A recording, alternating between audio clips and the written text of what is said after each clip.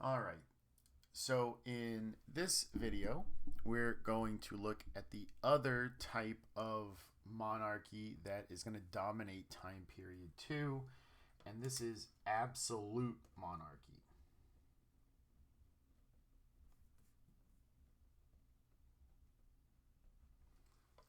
Now, absolute monarchy is different from constitutional or limited monarchies.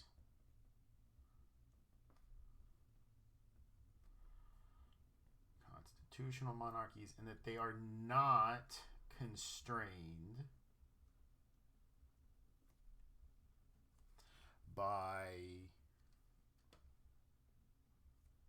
the nobles or the merchants or the church. Absolute monarchs are constrained by God.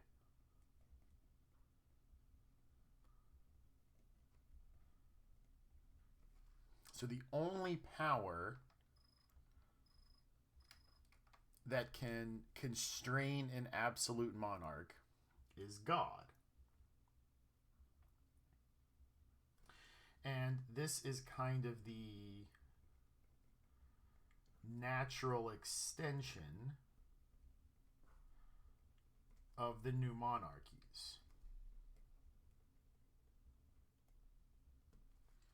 So the power of the Pope has decreased to the point where the kings have kind of taken up that role. So the kings have now taken on this connection to God that the Pope used to have before the Peace of Westphalia and before the advent of these new monarchies. So here's the philosophy behind absolute monarchy. So we'll call this the philosophical foundations.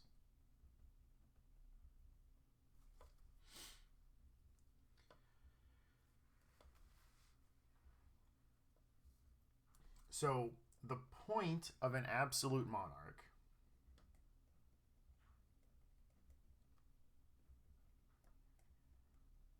absolute monarchs are put on earth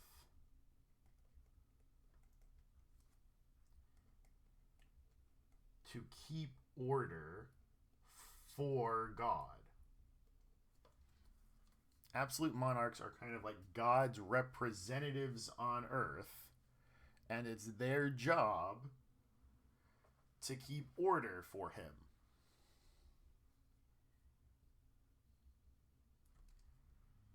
And they are only answerable to God. No one else can tell an absolute monarch what to do other than God. And so this is why when you hear a list of titles after a king's name, you usually hear at the beginning of it, or maybe at the end of it, by the grace of God.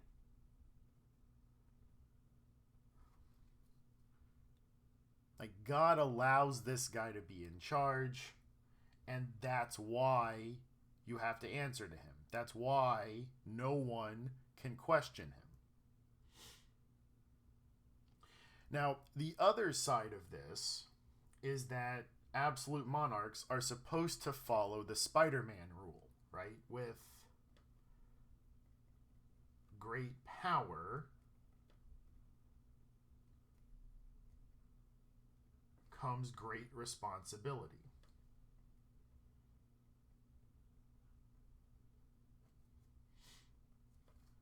So, yes, they have great power. But the other point of an absolute monarch is that they also have a great responsibility. They are supposed to protect their subjects,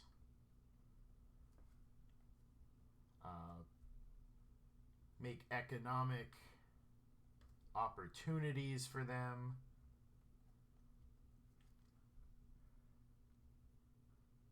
Unfortunately, though, the great responsibility part often gets forgotten about.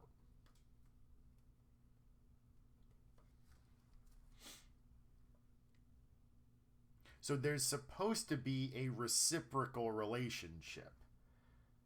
The people allow the absolute monarchs to do whatever they want, with the idea being that they will protect the people of their country no matter what. This is the part that often gets forgotten about, and that's why absolute monarchs can often get a bad name. So we're going to look at two examples of absolute monarchy. The first one is going to be the best example of absolute monarchy, and that's going to be in France. The other one we'll look at is in Russia with Peter the Great, and so that'll be in our next video. So the first one we're going to talk about are the French examples. And we're going to start with Louis XIII, who will then transition into a discussion about Louis XIV. Louis XIV is usually the guy that gets all the attention. He is the best example of an absolute monarch, hands down. You will absolutely see something about Louis XIV on the exam.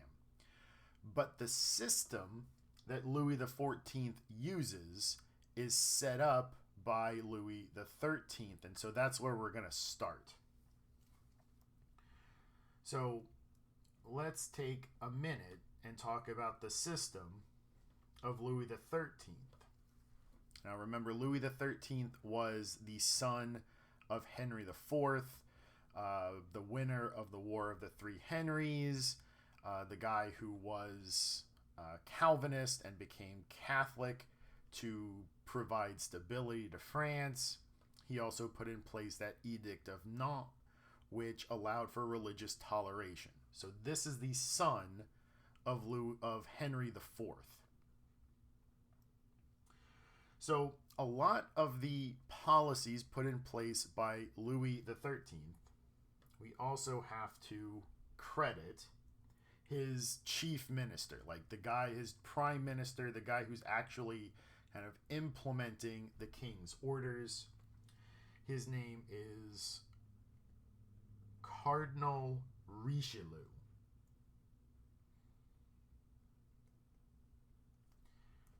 Cardinal is his title. He's a high-ranking member of the Catholic Church. And Richelieu might sound familiar because Richelieu is also the villain in the Three Musketeers stories. So you might have heard of Richelieu in that context. These guys put in place a system of absolute monarchy. So what we're going to see Louis do is created by, or Louis XIV, Louis XIII and Richelieu are going to create. So the biggest part of their system was that they had to depower the nobility. The nobility were really the only people in France who had an opportunity to take power away from the monarch. And so Richelieu puts in place a bunch of policies that will take power away from the nobility. So he takes away the political rights of Huguenots, but leaving the religious toleration.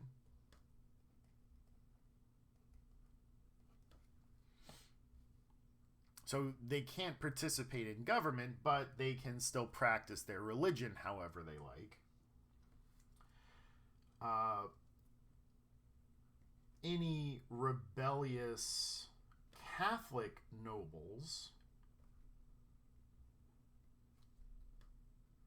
were, we'll say, maneuvered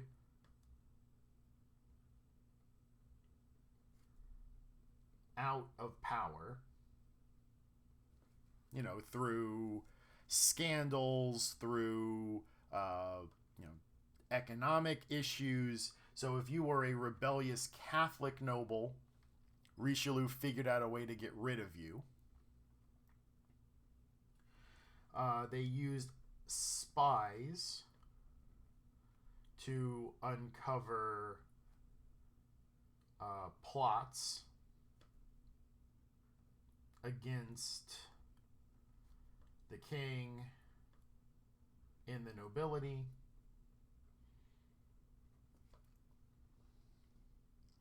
But maybe the most important thing that Louis XIII and Richelieu put in was this system called the intendant system.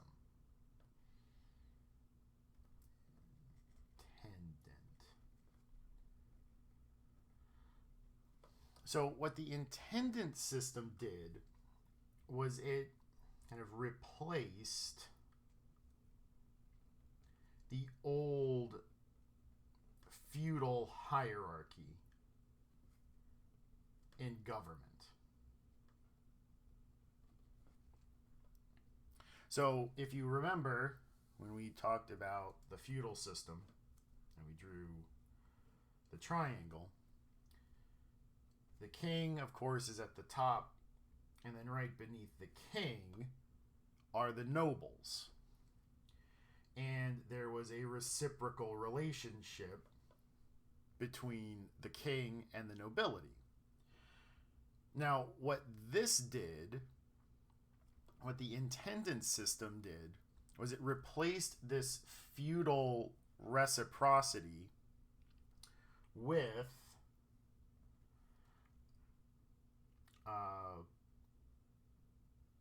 a system of appointed royal bureaucrats. So these are appointed rural bureaucrats, and these replaced the old feudal nobles. These new appointed royal bureaucrats were the new nobility. I think we've mentioned them before. These guys are the robe nobles. These are the guys that bought their positions.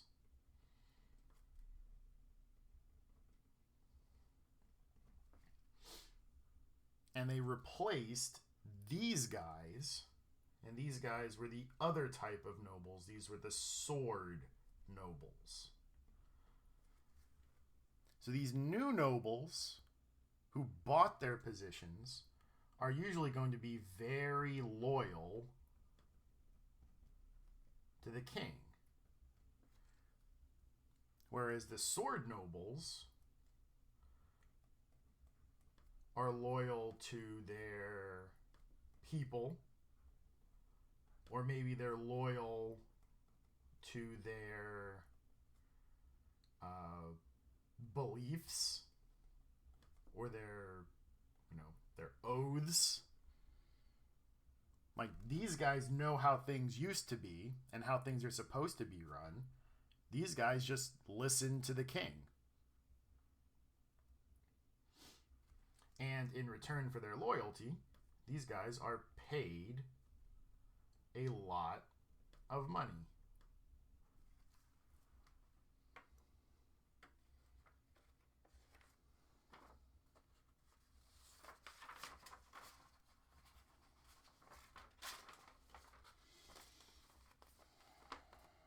Now, the one thing that they couldn't quite fix,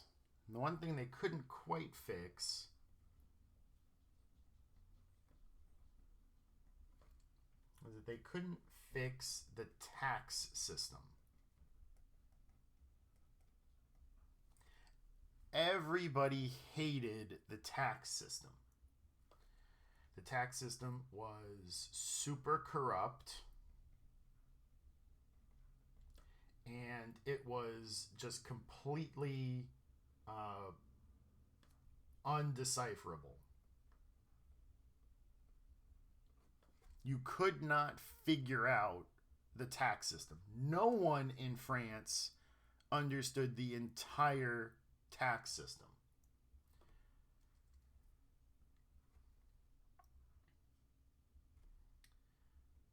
So there's two problems with the tax system that Richelieu couldn't fix.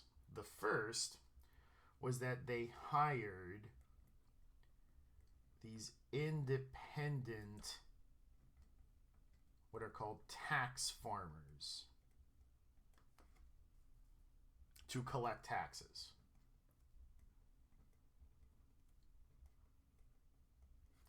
These people were uniformly corrupt and bad at their jobs.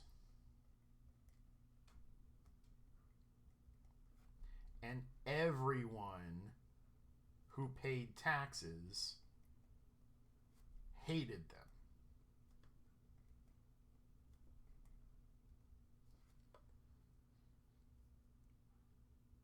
Sometimes they would just take the taxes you paid and then show up the next day and collect the taxes again like they were supposed to.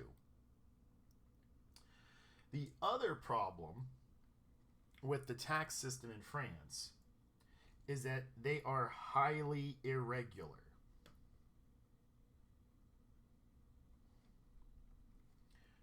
Which means that there are different rates for different things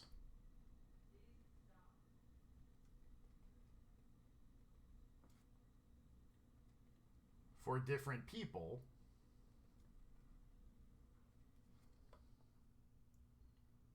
in different regions.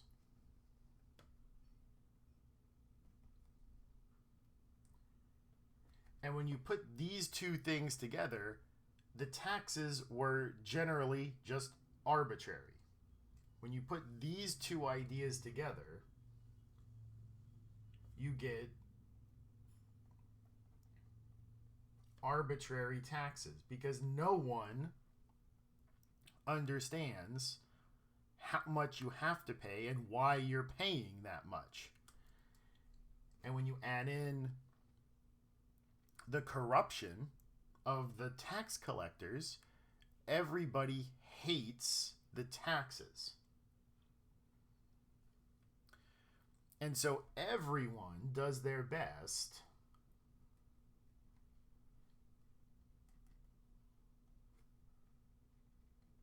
to avoid taxes, which is bad because France is involved in a lot of wars.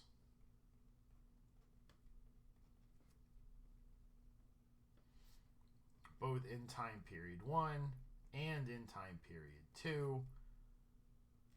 And so France is kinda broke. France's debt starts to rise. And this is the system that Louis XIV is going to inherit.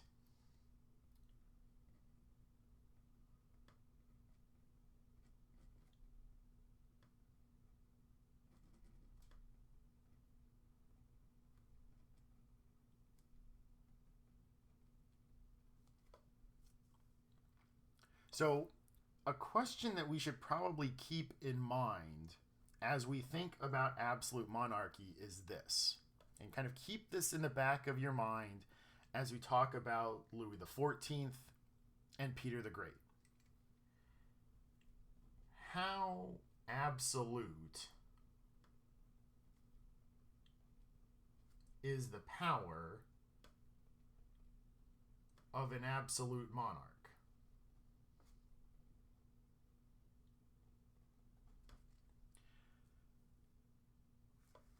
Because in some senses, an absolute monarch, they have absolute power.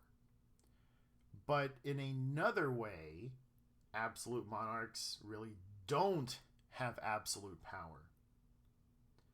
So keep that idea in the back of your head as we think about absolute monarchs, when we think about these examples.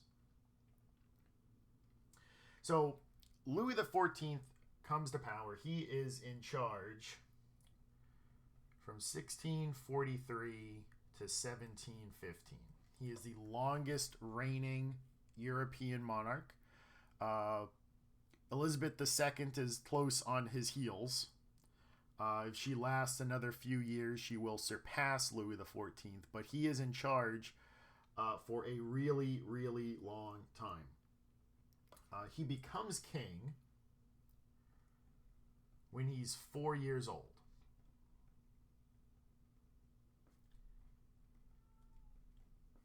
So he's a little kid when he becomes king. And until he gets old enough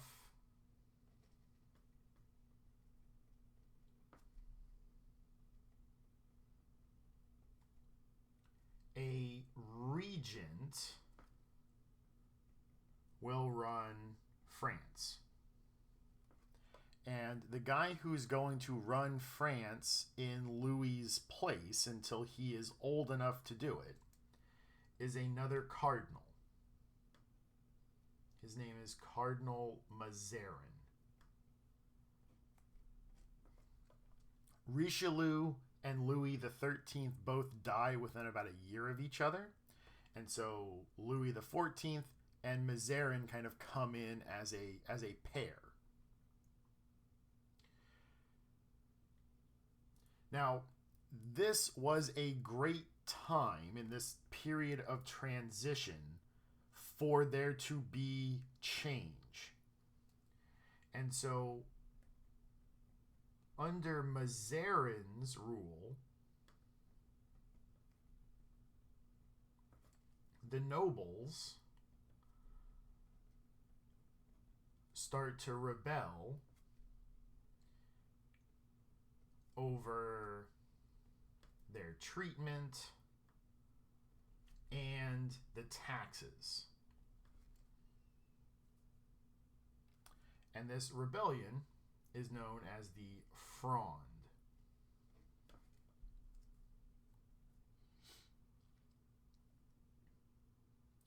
The Fronde was kind of centered in these things called the Parlement. Now, I know we've talked a lot about parliaments in England. A parlement in France is like an appeals court. And the Parlement were the kind of last bit of noble power in France. The Parlement were the last refuge of the nobles. They ran these appeals courts, and they're going to use these appeals courts as a legal justification to rebel against the king. I'm bringing them up now because they're going to be really important for understanding why the French Revolution gets started. So I'm just kind of mentioning them here. I'm putting them on the board. They're going to be really important when we get to the French Revolution. But this rebellion was squashed.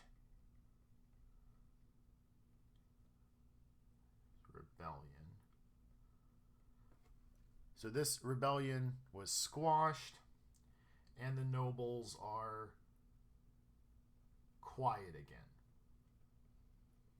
They are quieted.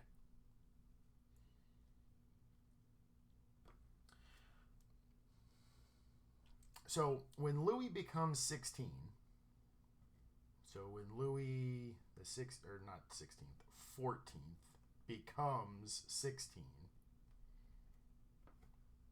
So when Louis the 14th becomes 16, he becomes king in his own right.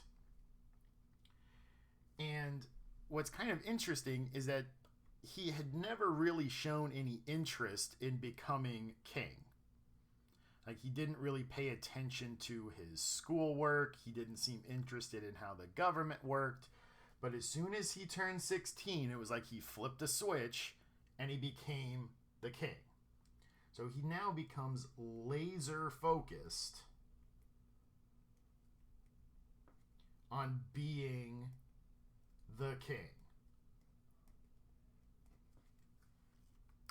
And maybe the best example of Louis's reign as king, and this will be where we stop with this video. The best example of Louis's power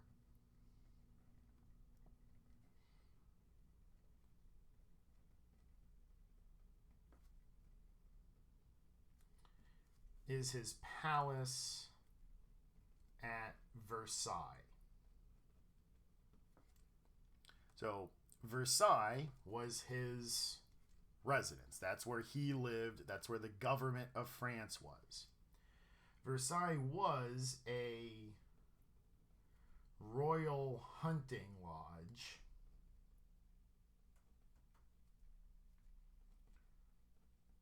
for his dad. So it was a like nice house for Louis the 13th. But Louis the 14th is going to turn Versailles into a palace worthy of God's representative on earth. So this becomes a representation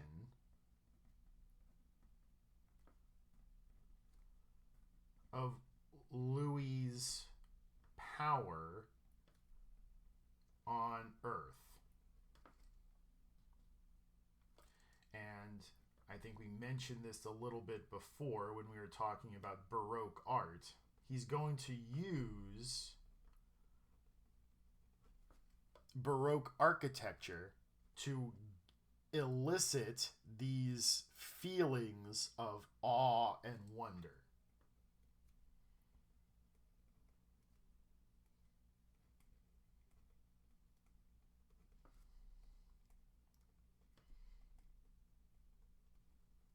He wants people to feel that they are small when they are at Versailles.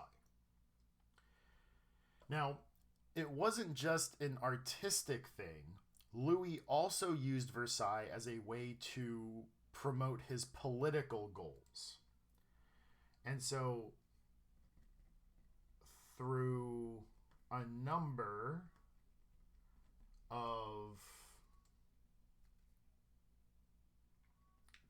of ways, like just affection, like he showed affection towards these nobles, bribes, and threats, he managed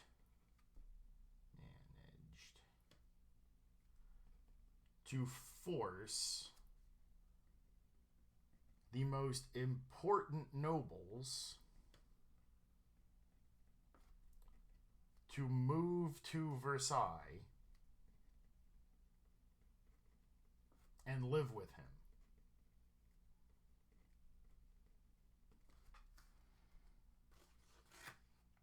Now, Louis does this, because he genuinely likes some of these people.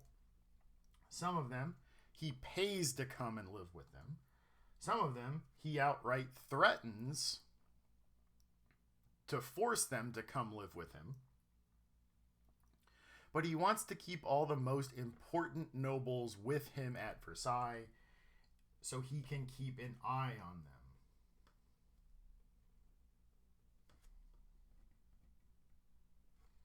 He wants to keep an eye on these people.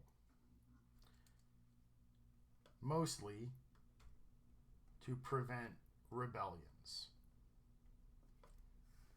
Now, some of these people he genuinely liked and he wanted to have them around living with him.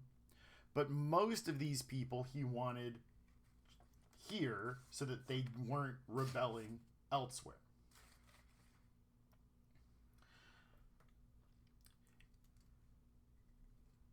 And these people wanted to do this generally because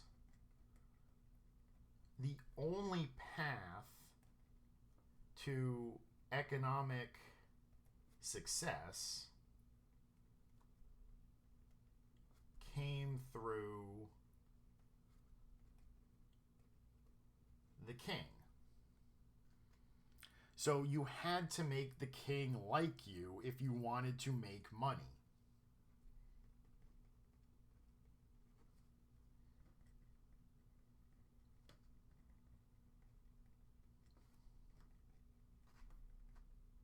You had to make the king like you if you were going to make any money.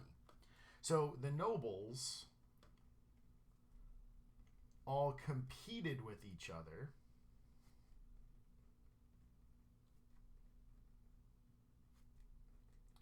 to get maybe 5 minutes alone with the king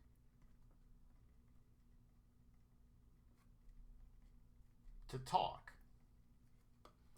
And when could you get 5 minutes alone with the king? This was generally like as he was getting up.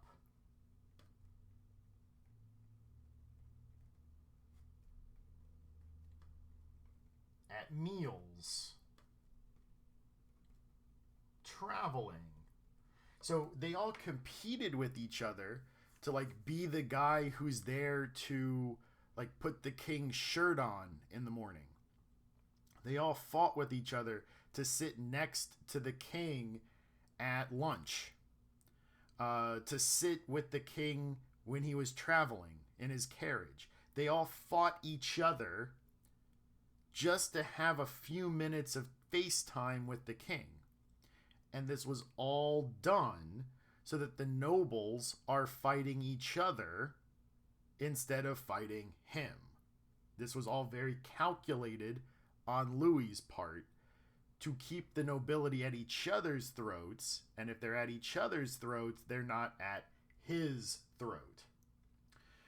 So we'll stop here. We'll do a little bit more about Louis XIV in the next video, but our next video is going to be pretty much devoted to the other great absolute monarch of time period 2, who is Peter the Great. And so we'll spend some time with Louis and Peter in our next video.